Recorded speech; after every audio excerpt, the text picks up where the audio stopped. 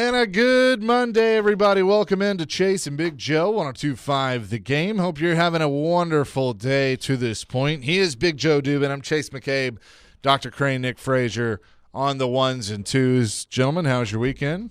Really good, man. We all at different places, but we're all back together at one point here. So, yeah, good to be home. Yeah, you absolutely. can go home again. Sure can, indeed. It is draft week. It is finally here. All of the posturing and reports and the insider reports are happening out there. So you got your Schefters and your Rappaports that are, out there talking to these teams and everything. And so going to be interesting to see what happens come Thursday, Friday, and then into the weekend. But it's finally here. Can't wait. I mean, it's going to be – you're right, all the posturing and, I'm hearing this, I heard that, this GM's wanting this, and blah, blah, blah. But this is one of the most exciting drafts, I think, lead-ups we've had in a long time. Mainly because last year we knew the Titans were going to pick number one Cam Ward, and now they got 4. We don't know what's going to happen, and everything's going crazy, so I'm looking forward to it. I don't want to spend a lot of time on this, but I did want to bring it up. Had the opportunity this weekend to go to Notre Dame for the first time. I had never stepped foot on that campus before, and go into the stadium. Luke Combs played a concert, and I know people say this, but I feel like after being inside that stadium, it's true that when you go into a historical place, you just the feeling of history is tangible. Sure. And when you walk through the concourses, they have all these like banners of like historic games, versus Michigan State versus Southern Cal, or whatever. And I'm fascinated by looking at all of this and sitting. We were basically on like the 40-yard line, what would be the 40-yard line, on like the third row. Great seats from the field. And I'm just like, there was a moment where my girlfriend was like, "Are you okay?" And I'm like, I'm just soaking it up. I'm just soaking it in. Like, you see Touchdown Jesus, and, you think about, like, all the people that have played on that field. There was a point where Luke Combs does a song called One Too Many, and there's he does the recorded version with Brooks and Dunn, and he goes, let's shotgun one, and Ronnie Dunn and Kix Brooks are like, we'll shotgun one with you, Luke, and, you hear the crack of the beer can and all that stuff. So he does that, and there's like a pause, and the lights go out, and Jerome Bettis, Sam Hartman, Riley Leonard, wow, and I'm blanking on who the other one was, came out and shotgun a beer with Luke Combs, and it was awesome. How can you forget the other one? Because I had shotgun a few at that point. Nice. Oh man, it was Joe Alt. Joe Alt was the other one. Okay, that's who it was. Yeah, so it was Luke Combs, Jerome Bettis, Sam Hartman, Riley Leonard, Joe Alt. Still, Joe Alt, he should be here in Nashville instead of Jason. Well, when I saw him, I was like, man, right? Like I wish he was. Gosh, I wish he was here. No doubt. Jerome Bettis got obviously the biggest cheers, because the bus. Yeah, it's Jerome Bettis, right? He struggled a little bit on shotgunning the beer, but that's okay. Oh man, it's Bettis, right? Yeah, but it was super cool being there and walking around campus beforehand and stuff. It's kind of weird. Like you're in this small town, and all of a sudden, boom, you're on campus. I've never been. I've been by, but I've never been in there. Bathroom situation sucks, I'll tell you that. But those old stadiums kind of have that, and when you drink a bunch of beer, you sign up for that. But did you have the old trough? Were you standing around? No. It just there weren't a lot to choose from. Okay, so that's kind of how it was. But it was cool. If you've never been to Notre Dame, I highly recommend. I want to go back for a game. That would be. I guess it counts that I've been to the stadium, but I haven't been to a game there. Yeah, so. I don't know how you would figure that out. Like, is it one of those things like, all right, I've been there, or do you have to actually see a game to be there? But it was very, very cool to go check it out. Nice. I saw this on X this morning, and I said, I have to bring this up to Big Joe. Do you know the significance of April 20th, 1982, the Reds taking on the Braves in Atlanta? The Braves started 18-0. 12-0. 12-0. And which was a major league record. Is that it? Yeah. Okay. That's it. Wow. They started Dale Murphy made the catch in the outfield to end the game, and they got the win. They got their 12th win in a row to start. They started the year off 13-0 is what they ended up doing, but 12-0 was the record. The pitcher was Garber. Gene Garber. A relief pitcher. Yeah, he was a relief pitcher. He came in. But here's the funny part about this. So do you know who the manager was? The Braves?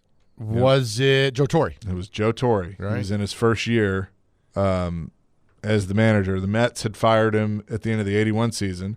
The Braves fired Bobby Cox. That's right. Yep. And so Bobby goes to the Blue Jays at the age of 40. Torre, at the age of 41, comes to the Braves, which he had become an all-star catcher for during the 60s, and they won their first 13 regular season games en route to winning the National League West Division title, their first since 1969. Wow.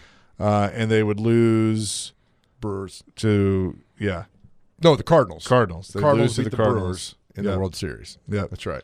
So that's how it was in the 82. And now the Braves are rolling. They might be the best Now team in they're rolling. baseball. But I thought you would appreciate. I saw the video. I thought you would appreciate that old Glenn Hubbard playing over. Yeah, at is it a Fulton County stadium video? Yeah, Fulton County Stadium. Yes. They're wearing those white with the blue trim uniforms. Beautiful. That was a fun year, man. 82. Then they filmed a movie called The Slugger's Wife during that season, which was a terrible movie. Rebecca De Mornay and the guy that was in Caddyshack and played the young kid. Pascual Perez on that team. That was a fun time, man. That's when cable hit. You got TBS. Yeah, good times. Walking down memory lane. So I thought you would enjoy that. Thank you, buddy. To start things off. But John McClain going to join us at 2 o'clock today. So we'll get the latest draft scuttlebutt from down in Houston. Yep. Nick Cesario says that we're going to do this. Then they'll do that. Dexter Lawrence goes to the Bengals. They give up the 10th overall pick, so their first-round selection this year is Dexter Lawrence, and they pay him for a team that doesn't like to pay people. That's a pretty good move. $28 million, right? To do that. And I love it. You don't know what you're going to get with the 10th pick. I mean, you got to hope Lawrence comes in there motivated, really kicks some ass. But the 10th pick, it'll take years to develop. You got a guy that you plug in right now and get it done. So you lose Trey Hendrickson. I know they're not the same player, but you get Dexter Lawrence in there. Feel good about yourself. Yeah, I like that move. I mean, because, we've talked about it here. One of the best ways to help your quarterback is to have a good defense. That's right. So it's exactly right. And that's been, I think, a really a deficiency for them for the last few years, and so they're able to do that now. The Cowboys have made a move that's going to absolutely piss you off. Get it? What is it? They have paid kicker Brandon Aubrey $28 million over 4 years. All right, that's a kicker. I don't mind. It's okay. Punter, yes. Be ridiculous. Now, you don't like kickers either. You just, for the most part, you hate it's a personal teams. thing, and Dr. Crane knows this. You're near practice and you're sweating your butt off, and they're already inside getting coffee. I mean, it just would drive you. And then they'd miss a damn kick. Weren't you a game. long snapper though? Yes. Still, so I think you would appreciate. They'd let you down more often than not. By the way, teams with multiple first-round picks now. The Jets have 2 at 2 and 16. The Giants now have 2 at 5 and 10. The Browns have 2 at 6 and 24. Watch out for the Browns. Agreed. Kansas City's got 9 and 29. The Dolphins have 11 and 30. And your Cowboys have 12 and 20. Something's going to be in play for the Jets at 2 to take Jeremiah Love. And I could see the Browns giving up 6 and 24 to get number 2. And the Jets would have 3 picks at 6, 16, and 24. That'd be fantastic for them. Well, you shared a clip this morning of Adam Schefter putting out there that there could be some movement.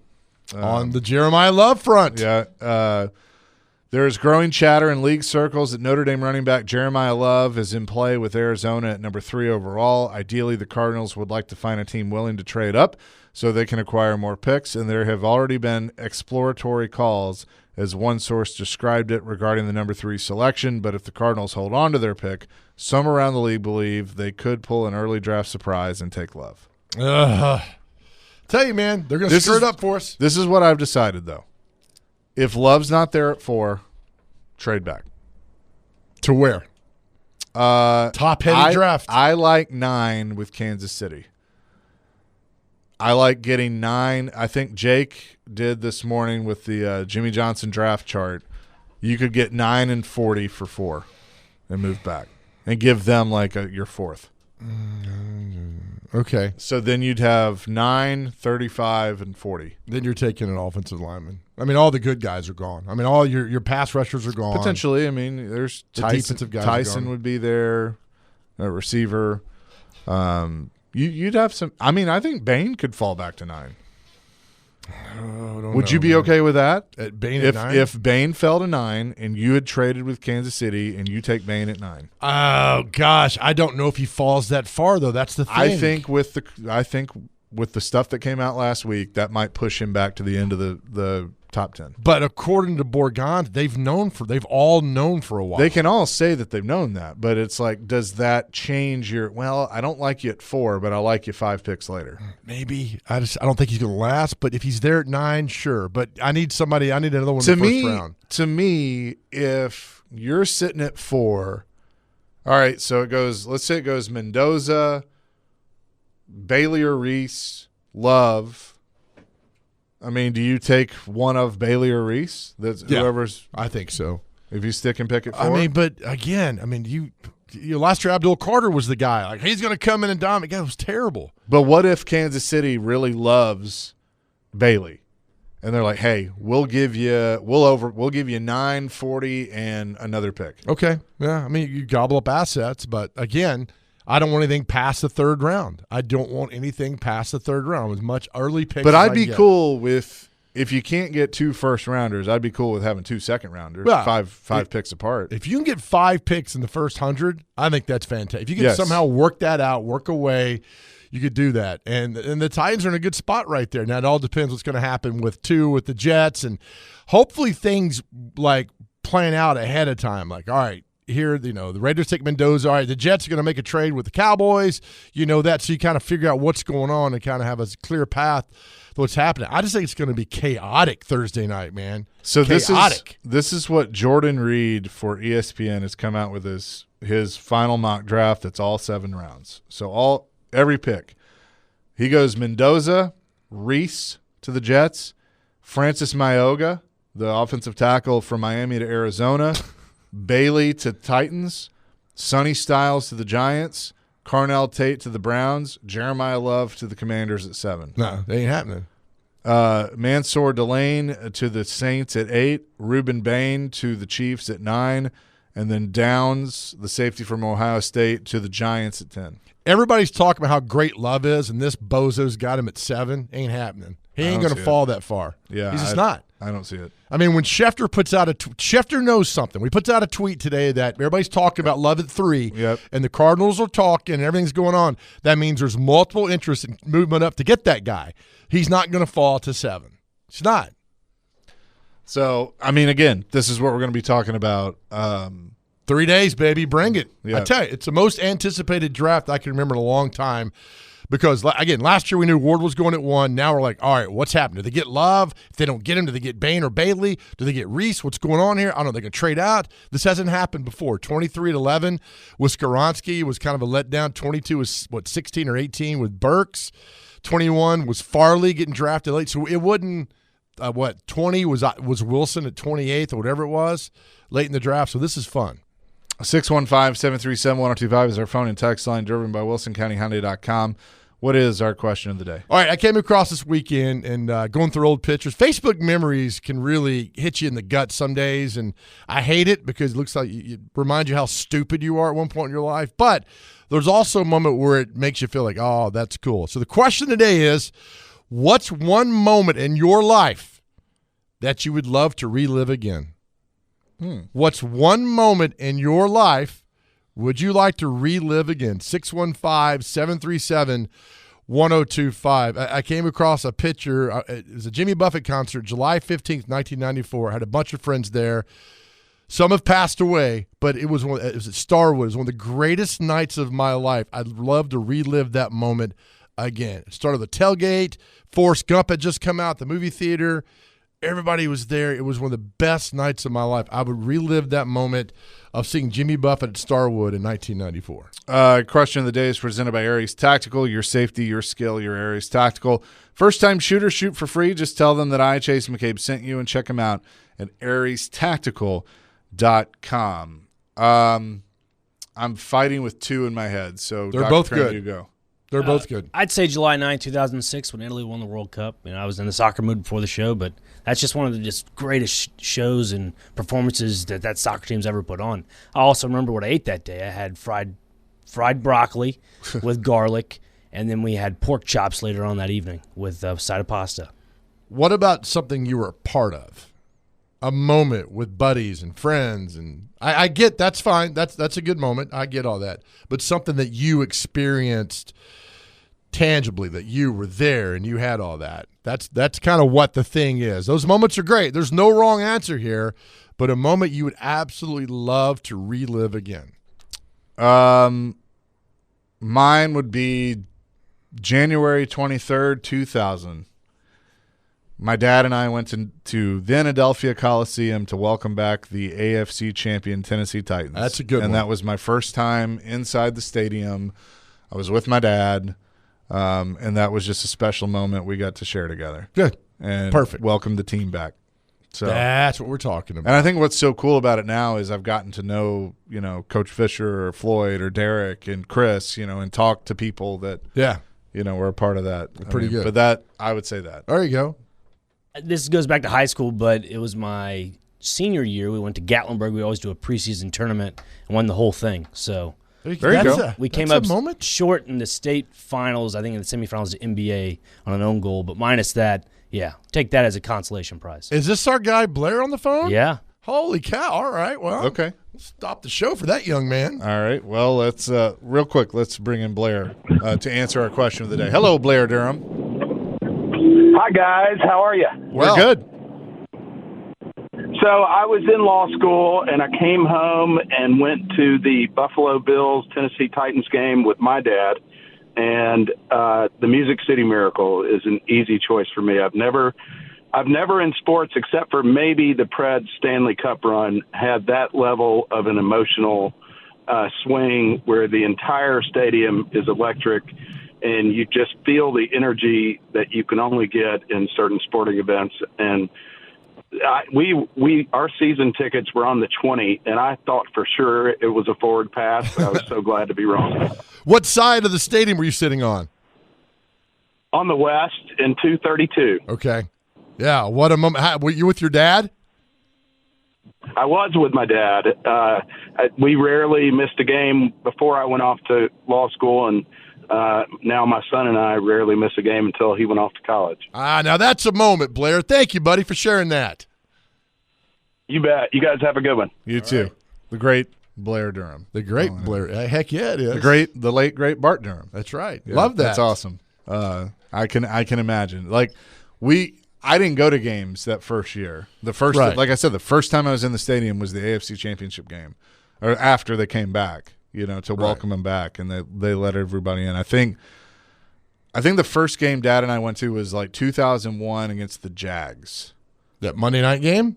It wasn't a Monday night game. Oh, it was a 2000 game. I'm sorry, that was the Monday night game. Yeah, it was it was a Sunday. See, afternoon. and that's the why I'm jealous of you guys a little bit, because you got to experience that with your family. Yeah, growing up, I guess I go see Vanderbilt get beat by somebody. That was back. We had no football around here, no pro football.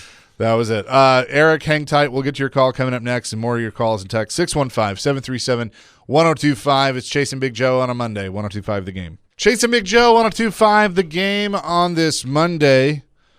Our question of the day, what is one moment in your life that you could relive? 615-737-1025. Eric has been waiting patiently, though. He wants to bring in something Dan Patrick said earlier today. Eric, what's up? Hey, guys, did you hear about it? I did not. Well, according to Dan Patrick, they played the clip. I didn't hear it live. He's reporting that Nashville is getting a Super Bowl in 2030 after the 2029 season.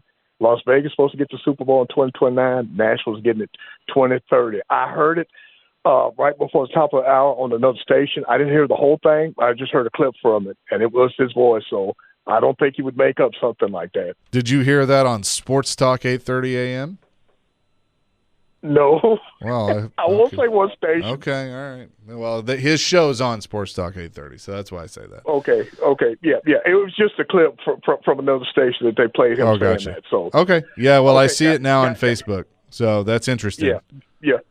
Cool. Yeah. All right, So guys, ahead. guys, my important moment. I knew somebody was going to say New Sid Miracle. I got to be honest, I wasn't there at the game, but I did get season tickets after the Super Bowl run. But for me, it was the night that Derrick Henry ran crazy against Jacksonville, the Thursday night game. We had over 200 yards rushing, and I think, if I noticed, he had 4 touchdowns. He just obliterated that. I was there at that game, and it was just one of the wildest nights. Because generally they always put Jacksonville and Tennessee on the Thursday night game because they were such bad teams. I believe that was the year that Tennessee wound up making the playoff run to the AFC Championship game in Kansas City, if I'm not mistaken, guys. So that night it was just unbelievable. Guys, as always, it's a pleasure to talk to you. Y'all take care, and we'll talk to you again soon. Thank you, Eric. Appreciate it. Well, it says 2030. Dan Source, the Super Bowl will be in Nashville. It's according to Patrick, it's signed and ready to go. Nobody else anywhere is reporting on this, so I don't believe it. Dan Patrick's a pretty good There's no source, Schefter. though. There's no Rappaport. There's no local ain't going to get it anyway, but there's none of this from I don't see it, just his source. Okay, we'll play he's got the audio, so play it. I was informed by a source on Saturday that it is signed and ready to go, in his opinion, that Nashville is getting the 2030 Super Bowl. I haven't seen any reports on this, and if there is a report on it, I'll acknowledge that, but this is what I was told on Saturday. Nashville is getting the 2030 Super Bowl. Vegas is getting the 2029 Super Bowl. 2027, Los Angeles, and then it's Atlanta 2028. But this is what I was told over the weekend. Nashville will get the 2030 Super Bowl. They got a new stadium coming in. That always helps. Okay. Look, I mean, I hear what you're saying. I think Dan Patrick is pretty connected and usually pretty right. Name your source, Danny. Let's get it done. Well, I'm wary because Schefter always has everything first, 99% of the time. And this time, I'd be surprised if we did. But good for Nashville. You're talking February of 2030, 4 years from now. So who knows? The stadium will already be after its third year. It'll play 27, 28, 29. It'll happen after the 29 season. So you're good to go. Now, remember there's that rule that Super Bowl had to have 72,000 seats, and this one's far less than that. I feel like they're backing off of that. Plus, they can put temporary seats in. So they can, and it's not about you and me. And does that count suites? I don't know. That's what I've always wondered. Is a capacity, is that physical seats, or like I think it is. Are you adding like, okay, you can fit 12 people in a seat, so that, or in a suite, so that counts towards it? 12 in a seat. No, what parties have you been to? Not that. I want to know what you did this weekend up there. No. I think it'd be great. It's another sign for Nashville. That's fantastic. And, the draft this week's in Pittsburgh. We're not getting the draft back for another 25 years because we did it so well. Nashville did the draft so well that everybody wants a piece of that pie. But get the Super Bowl. It'd be fun. I mean, it'd be great. You're talking 2 weeks of build-up of everything, the fan zone. You got all the hotels now. You got the convention center. It's perfect. You have plenty of time to build more hotels and have a good time over there. Nashville will do it right. I agree. So I'm trying to repost the video, but Twitter's being weird. So weird. Let me call Elon. He should be on lunch break right now. Can you do that? And I got him on speed dial, right? Reposted on the old Facebook page, but that's got me fine. He is connected, so we'll see what happens with all that. Yeah. So we'll see. I don't know. I think 2030, that could be interesting. Right. 615-737-1025. We'll have more coming here on the Monday edition of Chasing Big Joe, 1025 The Game. Chasing Big Joe, 1025 The Game, coming up it's Monday. It's a Reaction Monday, brought to you by Pella Windows and Doors of Nashville. We'll have John McClain join us later in the show. And Dr. Crane did a cool little soccer interview that we'll be playing for you. My man. He's our soccer ombudsman. We're going to use that word more. I like that word. You more. like that one? Do that. Speaking of big words, let's bring in Clay. Clay is with us now. What's up, Clay? Boys, how we doing? Fantastic. Chase, I have a question for you before I answer the question of the day. Yes, sir. You know, by the way, that 5 Iron place, that place is awesome. Yeah, good, really good spot. But if you remember, I think it was the second day, wasn't it? Or maybe it was the first day on Thursday when Joe was so ornery. He gets that way. I do that way when my sugar's low.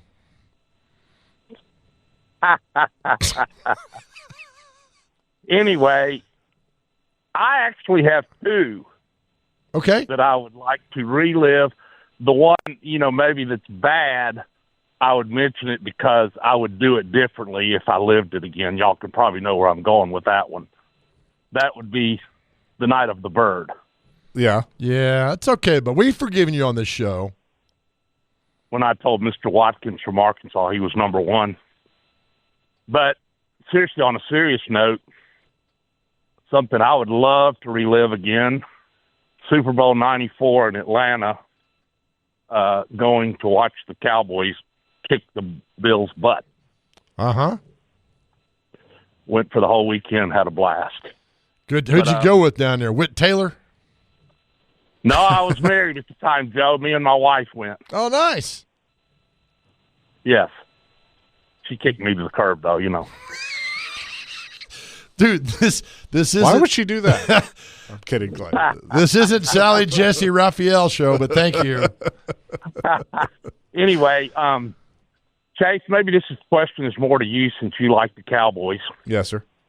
What do you think about the deal with, as Dak likes to call him, Butter?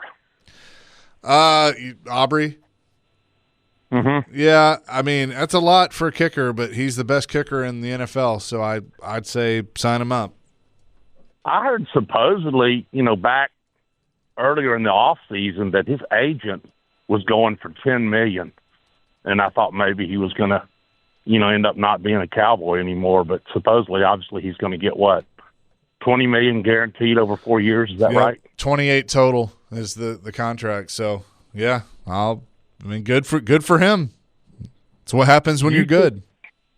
Do you guys think that Love's going to be the guy for the Titans? Well, we've talked about it, and I think that's who we'd want it to be. But I'm afraid that Arizona or somebody's going to trade up, and he won't be there at 4. But who knows? So do you think the Titans trade back if he's not there, or?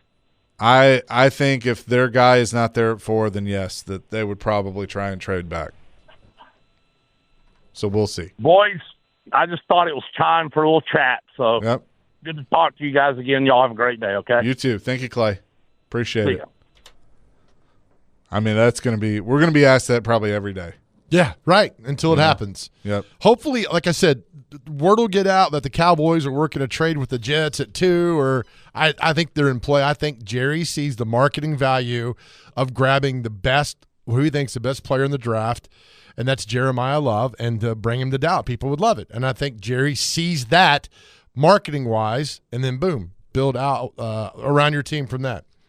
Yep. And then those stupid Cardinals at 3, don't get me started. They're going to You're scared to death that they're going to mess the whole thing up. That's all they do is mess things up. Yeah. That franchise has never won anything. That's true. Let's go to Jack. He wants to weigh in on our question of the day. Jack, what you got? So the best day ever. This is the question? Yep. Okay, so from my wild misspent youth, I grew up in East Texas, and I came up playing in the bands. We get off late one night, go around to Denny's. After last call, me and the drummer still can't sleep. So we're right around Houston, so we're like, well, why don't we go down to Galveston? Yeah, okay, great. About 45 minutes. So we run down the road to Galveston. We pick up a case of beer and a styrofoam cooler. I said, I know where to go. We beat it down to the shrimp boat docks. I get 2 pints of fresh shucked oysters that did sleep in the Gulf last night. We set up on the beach just about as daylight's coming up, drinking cold beer, raw oysters on crackers, and I thought to myself, it's never going to get any better than this. Oh, that sounds so That does good, sound Jack. awesome. And a few times it did, but not often. Oh, and watch the sun come up? Oh, yeah. Oh, yeah, and those oysters on fresh crackers, little cocktail sauce, I'm good. You got me hungry. That's a great one, Jack. Thank you, buddy, for sharing that. Okay. Thank you, Jack. Appreciate it. No, that is a good one. I mean, just the simple times. Well, which is our question today. What one moment in your life you would not necessarily the best day, it's okay, but one moment you would like to relive in your life again. And there's a few that come in like moments with grandpa and dad at sporting events that go on, seeing your son hit a home run. Those are all perfect answers. But I want to hear from you. What's the one moment in your life you'd like to relive again, man? And it's you can get deep with this. I was thinking last night, and I was seeing that. I was like, there's a lot of places you can go with that have happened, that those moments, and life has changed, or some people no longer with us. But at that moment, man, that was perfect. It's a perfect time. Stephen from Hendersonville says there's this long rock wall in a hayfield in Buxton, Maine. At the north end, there's a big oak tree. I asked my wife to marry me right there under that tree. What? Why are you laughing? That's Shawshank Redemption. That's Andy Dufresne. Well, I know, but he said he asked his wife to marry him. Not in Maine. Buxton, Maine. That's where I thought the movie was filmed in Ohio, but it's about Maine. But I thought it was down in Texas. Was where the That's where he buried. So he got you. Yeah, that's all right. Dr. Crane got last week too, which was brilliant. Right. Nice one, Steven. I hope it worked out. I hope you didn't get. But I thought the box was buried in Texas, and then he went to San Juanejo. No, it was up right. It was close to the prison. Okay. Steven, I hope you didn't get convicted of murdering your wife. So good. Okay. That's how the story goes. JC and Goodlettsville. Damn it. Close second will be the Music City Miracle again, but number one was the day we brought our adopted son home from Haiti. Yes. Culmination of 4 years being finished, a packed airport of friends and family to welcome him. Special day. God is good, boys. Oh, yeah. Hey, let us what's the guy's name? Sorry. JC. JC, how long ago was that, and how's the guy doing now? Let us know. Yeah.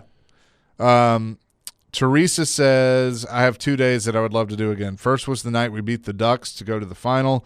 I was with my son in Hall of Fame Park watching the game on the big screen, but seeing how excited he was, I will never forget it. Second is Game 3 in the Stanley Cup Finals. I got to go to that game, and it was the most exciting experience I have ever had before at a hockey game. Oh, it's Teresa. It's 9 years ago. Thank you, Teresa. It's crazy.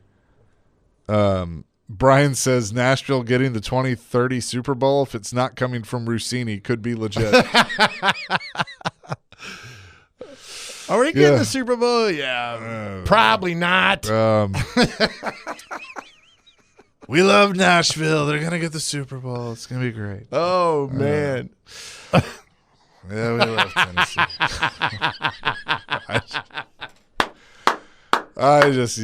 This Vrabel Rossini thing. We haven't talked about it a lot because I don't really want to, but I've just been eating popcorn. Yeah, because I can't wait. I'm gonna purposely tune into the post-draft press conference because he's gonna be up there trying to talk about the draft, and somebody's gonna go, "So, what's going on with you and Rossini?" Oh, you know, it's funny. Like some PR guys would come out and say, hey, don't talk about that. Now, if it happened here, most of the local media would be like, okay, we're not going to bring it up. Boston, they're like, yeah, we're not going to bring it up. First question, have you talked to Diana? Disagree with you on that. No, there's a few that would do it. Here in Nashville, most of the local media would not say a word. Most. I'm not saying all. No, most. But, again, I think there's a separation here. Kuharski would ask. Most. Didn't say all. Andrew would ask. Most. Stillman would ask. Didn't say all. Yeah. there would be there. Oh yeah, that's probably about it. And, yeah. But Boston people are like, yeah, we got no problem with it, and all the questions. Don't do dumb that hurt the team. Well, you should take your own advice, Mike. Take your own advice. So you're off. Can I bring it up, Dr. Crane, last Wednesday real quick? Can I do it? I love you, man. So somebody photoshopped a picture of Lawan and Compton in the pool with Diamond Rossini. It looks so real. And my man's like, Compton was – and then, like, Big Cat, is that guy's name? Yeah, it just looks so real. From Barstool? I guess that's where he's from. Yeah, I tweeted out, and I'm like, I said, Nick, I think that's fake. He said, no, it's not. But it looks. It's real to me, damn it. It looks 100% real. I mean, look, get it. AI, man. But if they were in the pool, do you not think those two blabbermouths, Compton and Lawan, would not had – they'd had it everywhere. They'd been everywhere talking about it. But that's it. So that's and now the talk is like who hired the PI. Like these are not your iPhone pictures. These are professional. I think I know somebody that might cross the glass over here. I got you yesterday. You're welcome. Did. By the way, Dr. Crane and I went to the rugby event yesterday at Geodis Park. It was an amazing time. I mean, just nice crowd over there. A lot of fun. Dr. Crane falling asleep. I mean, it was just. It was fell not asleep. bad. You tired? A little bit. You had a busy weekend. I did have a busy weekend, but I mean, the rugby event was okay. It was. Listen, rugby union is definitely interesting. There's more strategy. I just like a little more action. That's all. And that Feel is that. exactly what she said. There it is. 615-737-1025. More coming here on Chasing Big Joe, maybe, on 1025 The Game. Chasing Big Joe, 1025 The Game on this Monday, draft week. We are going to get in the draft simulator again at 1 o'clock. We love it. We love a good draft simulator. I mean, some say it's not good, but this is good. This is a good draft. I love Tennessee. I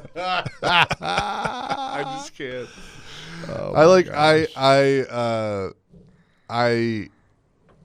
I just randomly will start doing that impression, and people look at me like, "Why are you doing that?" I'm like, "I don't know." Oh, it enrages people too. It's even better. Anytime you can make them mad. So yeah, we're gonna do the draft simulator through ESPN. We'll do that at 1 o'clock. So I put a Google search in for Nashville Super Bowl 2030, and there's absolutely nothing coming up except for Dan Patrick saying that. Well, look, he might know. I mean, they usually announce that at the owners' meeting, don't they? But something like this, the owners' meeting's not until. Is there another one this year, like in October? They have two, right? Yeah. The fall and spring or whatever. We can't go to. We can't afford tickets, but it'll be fun. Yeah, that's the thing. It's usually not for locals. Right, not at all. I love the internet sometimes. So, I read the thing that, it sounds like Vrabel has a new source. Or now, yeah, somebody did this with AI. Schefter. Oh, Vrabel. yes. Oh, my goodness. That is Dr. Crane, that's not real. Thank you. Thanks, Joe. Schefter, and that's not a real picture of Schefter and Vrabel. Appreciate it. You got it, buddy. Yeah, let me know any more further. Appreciate it. You got it, pal. We love you, Dr. Crane. I love you too, guys. But this guy over here with the glasses looks like a grandmother is getting on my nerves. Who is it? You. Oh, all right. Well, in the words In a of good Mike. way. All right. Did you have a fun time yesterday at the rugby game yesterday? Good time, right? Yeah, you had a good time over there. Good times. All that's going on. Yeah, I look forward to the draft simulator that we're going to pull out in a little bit because it was a blast last year doing all that stuff. Got none of it right. Oh, I know. That's the fun part, is doing these and they're wrong. Right. That's the part. But again, Dan Patrick saying that the 2030 Super Bowl will be held in Nashville. It's signed and ready to go. From his show, I guess that was earlier today. Yeah, but there's not a word anywhere else. There's nothing anywhere else. By the way, JC replied back about the young man he adopted from Haiti. I've had him 12 years now. He graduated high school early in December. He's on a full-ride football scholarship at ETSU. Nice. Fantastic. That's awesome to hear. Yeah. Dylan wants to answer our question of the day. Dylan, what's up? Hey, guys. So back in 2012, me and two buddies planned a trip to Barcelona, Spain. We get over there and realize the running of the bulls, the Festival San Fermin, is going on in a nearby city about 4 hours away at the same time. So we managed to take a bus to Pamplona because we're like, okay, well, we're going to run with the bulls. You know, it's a once-in-a-lifetime thing. We get there, so the festival, it's all week, and they run the bulls every morning at 8 a.m. So it's like first thing in the morning. They do it so people don't have time to get hammered before they run with the bulls, but, you know, that doesn't stop them from that anyway. So, you know, you show up there, and the police, the Spanish police, kind of walk through the crowd. If they see guys that they think are too old, they kind of pull people out. But you just show up, some cannons go off, and then you're running for your life. And you can see, I mean, these bulls, they're huge. They're unlike any bulls I've ever seen in my life. Like 7 foot tall, like, they're huge. And another thing you don't really know, it ends in the bull ring. So they run you through the streets. It ends in the bull ring. You run into the bull ring. There's thousands of people cheering for you to get just mauled, killed. And so they let loose, once you get to the bull ring, they let loose about 3 or 4 smaller bulls. They're still humongous bulls. And so you're in the bull ring. There's people, grown men just getting hit head over heels, knocked unconscious. You got doctors, people running around with stretchers, pulling people out. I mean, it was a surreal experience. If I could do it again, I mean, I'm just getting goosebumps thinking about it. It was crazy, but I wanted to share that story with you guys. And well, thank you. How much does that cost? How much did that cost to do all that? Oh, well, the running of the bulls is free. No, you just show up. To get over there, all that planning and everything. So at the time, that's okay. My buddy worked for American Airlines at the time. He got a standby ticket. So the tickets were $600 and something bucks round trip for standby. But the thing was, to get from Barcelona back to America, there were only 2 flights a day, one to Philly, one to Atlanta. Ooh. And our tickets were standby. They weren't boarding passes. So we got stuck for 3 days in the Barcelona airport waiting to get back. I mean, we taught Europeans paper football. I mean, this was before we had we didn't have smartphones, you know, so, like, to pass the time, like, yeah, we played paper football, and these Spanish and French people were like, what are you guys doing? So we taught them how to play paper football. Like, we were these 3 Americans trapped in the airport for 3 days, and it was kind of funny. But, you know, I was like 22, so we were just getting drunk with Germans and Italians and all sorts of folks just having a good time in the airport. But, yeah, the tickets were super cheap, but they were standby, so we did not have boarding passes, and we got stuck. That's the best kind of trip. Just go do it, right? Yeah, man, exactly. I'd do it all over again if I could. Thank you, Dylan. Appreciate the call. Thanks, man. Yep. Good Thank stuff. you, guys. Coming up next. Those are the best. Coming up next, we're gonna run the draft simulator again, and per the request of our good friend Sean Henry, next week we will show how wrong we are. That's fine. We're always wrong. We will do that. But that is coming up next. Chase and Big Joe, 102.5 The Game.